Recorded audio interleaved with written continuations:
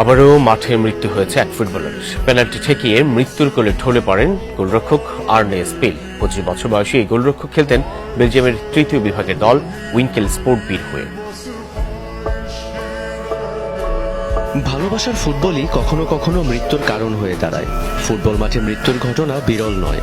সেই একই রকম ঘটনা ঘটেছে বেলজিয়ামের তৃতীয় বিভাগের লিগ ম্যাচে, যেখানে পেনাল্টি ঠেকানোর পর মৃত্যুর কোলে ঢলে পড়েছেন স্পোর্টবি দলের গোলরক্ষক 25 বছর বয়সী স্পিল।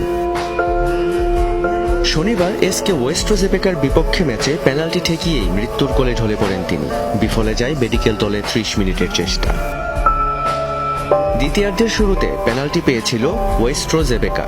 পেনাল্টি ঠেকিয়েই আনন্দ উল্লাসে মেতে ওঠেন স্পিল। মুহূর্তের মধ্যেই মাঠেই লুটিয়ে পড়েন তিনি।